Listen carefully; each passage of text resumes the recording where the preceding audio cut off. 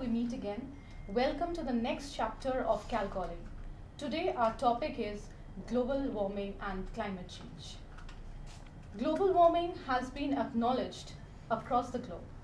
It is a concern which we read about in daily newspapers. It is a concern which we hear about in each and every gossip in a cafe. But what is global warming actually? Since there are very few people also who still does not acknowledge global warming as a concern. Maybe among those few, our current US president is one of them. So is global warming a concern or a fact? We introduce you to our eminent guests, Mr. Debashish Sen, Chairman HITCO, Aradhya Bhagwan Das, from ISKCON. By qualification, he is a civil engineer but has specialized in environmental engineering. Mr. Shubhajit Roy, Secretary, Eastern Chamber of Commerce and a Rotarian himself. Mr. Kunal Bhattacharya, a Director, Sustino. So now we would ask their opinion and their points on how they see climate change and global warming. Climate change also ushers climate economy. Sir, I would go directly to you. What would be the size of the global economy, the global climate economy I'm talking about? What is the role of Kolkata and West Bengal in it? Well, the important part is that every stakeholder in this entire process of the global climate economy, as well as the local the climate consciousness about the global warming, has to be very important, where each and every stakeholder has to play his own part, his or her own part, because ultimately administration can formulate policies, but to implement it, it has to be the stakeholder, that is the industry. So awareness is very important. The basic awareness of environment friendly industry and the process of implementation of that industry has to be very important, and the government plays a very important part in educating the industry about the do's and don'ts, and that is exactly where the size and the impact of the economy is going to be huge. As far as environment friendly economy is concerned, is going to be huge in the coming years. Already there is a tremendous amount of growth in the consciousness levels. People are conscious now that they have to follow certain rules, regulations and a way to conduct themselves to successfully run a business, run an industry, and adhere to the environmental laws and policies. Of course, stricter monitoring is very important, both at the micro and the macro level. And here, as I said, all the stakeholders play a very important part in the future, in the next, say, 25 to 30 years. Sir, a few reports are there about Kolkata. One of them is, according to the last report submitted to West Bengal government by World Bank, the eastern region of Kolkata is to be the major hit region by the climate change. So I would directly ask Mr. Sen to say a few things, because his government, he himself and his government is doing a lot about sustainable development, is taking a lot of initiatives about it. So sir, we would like to know from you, what are the few initiatives you have taken for this? Yesterday's union budget increased the price of petrol or diesel. So everything will be dearer, but they have given some benefits for electric vehicles. So tomorrow, if you wish to buy an electric vehicle and if you take a bank loan, you will get some kind of a subsidy. The whole world is moving towards electric vehicle and non-polluting environment, and even here, sitting here, you mentioned about Kolkata, and Kolkata today we are in July, and monsoon is supposed to come by 6th to 9th of June.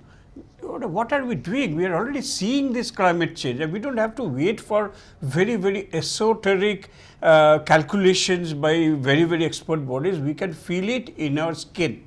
So if we don't act now, when will you? In fact, I am very fond of the author Yuval Noah, where he has written a trilogy on Sapiens, Homo sapiens, Homo Deus, and now 21 lessons for the 21st century.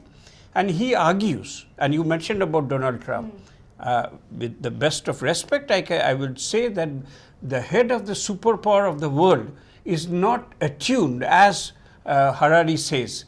He says, and he argues, that more and more with Brexit, with tariff wars with China, with banning of silicon in China and banning of Huawei, we are going towards fragmentation, and the world leaders are not paying enough attention to what really matters. If humankind does not survive, I mean, what is the fun of earning more money and giving protection to the local population?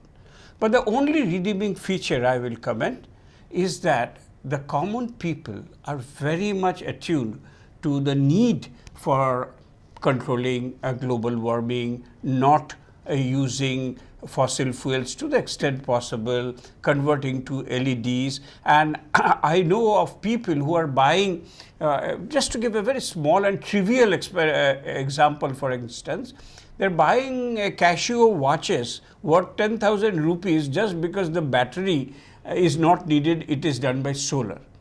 And when in my own field in Newtown, in Navodiganto, Sector 5, when I approach people of following energy conservation measures, I can tell with no hesitation that the people are prepared.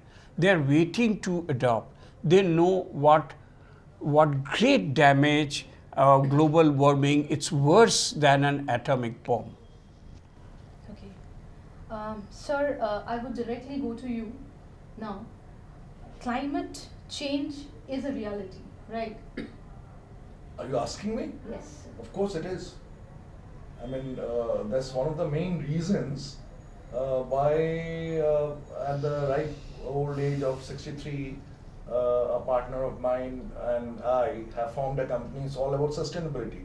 Now, the sustainability aspect of our company includes, among many other things, the problems which arise out of global warming and climate change. The difference that we are trying to bring in through our company, because now that you have given me an opportunity to talk about what I feel about global warming, I'd rather spend a minute to talk about our company as well. Now, our company, besides many others, and the whole world is talking about sustainability, the whole world is talking about climate change, global warming and stuff like that. We are, with our humble means, we are trying to measure each and every human activity we believe, not each and every, many activities of human beings give rise to the pollution, which in turn more greenhouse gases. So this anthropogenic reasons for which today what the Earth's atmosphere is something which we are trying to address by way of raising awareness in the people who we talk to, measuring, but whatever we are doing on the basis of triple bottom line principles, because there has to be some amount of economic sense also to the people who will adapt to sustainability, for that matter, anything to do with global warming and all that. So they have to be convinced that it is not only for the sake of believing a catch buzz phrase or anything, but there is some economic sense also which is there for them to adapt to. Thank you, sir. So, how would you define sustainability, or how would you define climate change affecting sustainability? Yeah. So, one of the major things that people look up to us for is for our vegetarian lifestyle. Now, we get a lot of questions on asking that, how our lifestyle can affect the climate in a positive way. So, there have been a number of studies internationally which actually establishes that, rampant killing of animals, rampant deforestation, rampant hunting, illegal slaughterhouses, these kinds of activities, these are basically socially irresponsible activities. Okay, so these kinds of activities can actually have they create a havoc on the climate, right? So it is said that when you raise up cattle for meat, so the kind of water, the kind of negative impact it has on the environment is like many folds with respect to a vegan lifestyle. So that is in case of our lifestyle. Apart from that, if you say like ISKCON, recently we have started a project near Maharashtra, in Maharashtra near Bombay. It is in a district called Wada. So there are like 3 blocks over there, and we have started a resort over there. Okay, it is something done on the lines of the things that you see in Rishikesh, right? So that kind of a yoga center, kind of a resort we have over there. Now that resort is based at the juncture of 3 blocks in Wada. Now that resort itself brings in the entire community in that 180 villages around that resort. So the resort is done on the models of Vrindavan, that is why it is called Govardhan Eco Village. Now so to run a resort you need a lot of manpower, a lot of resources. So the flower consumption that is needed for that resort, that is being cultivated in some village. The food consumption is being cultivated in some village, right? There is a huge Goshala inside there. Okay, so we have like 18 researchers from IIT Bombay who are only into this Goshala project, who are using cow dung, cow urine to make multiple products from, it can be something as weird as hand sanitizers, you get it from cow urine. You can, I mean the dhoops and incense sticks from cow dung, it's the more common products. We have shampoos from there, right? So we try to utilize all products that we get from Mother Nature, right? Apart from that, that project particularly has received a number of awards. The most noteworthy of it was the United Nations WTO Award for tourism, okay, and it has also received the Water Aqua Commission Awards, right, because of the efforts that it has put in for the rainwater harvesting projects that I mean the rainwater harvesting system that they have put into place. So there's like inside that project, the project estimates to a consumption of like 1 lakh liters a day. Now inside that project itself we have 2 ponds, each of whose capacity is like 1 crore liters, right? And then we have a recharge rainwater recharge pond over there which has a capacity of 25 lakh liters. Okay, and all these constructions that was done over there, it was done after doing a proper geological survey of that area. So this project actually started in 92, 93, somewhere like that.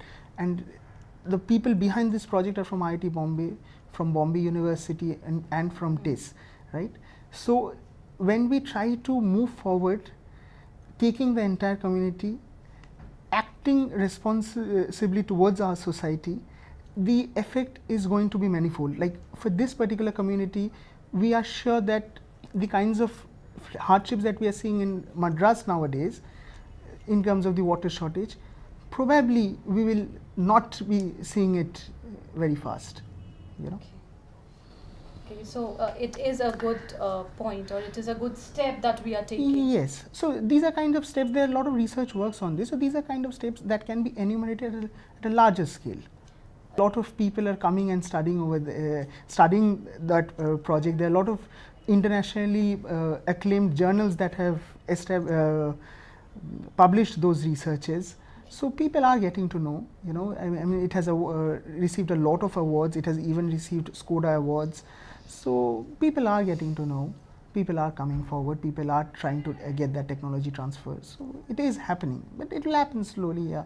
But I mean, see, when the society has to grow, as everyone mentioned in the panel, that it does not only come from one organization or from one community, it has to be the entire mass together. The government has to act, the social organizations have to act, the community itself has to act, the schools and colleges from where the children grow up, they have to learn to grow up to be socially responsible. So it is a lot of factors that happens together. But at the same time, I think we are moving towards the state that slowly and slowly people are realizing the need for it,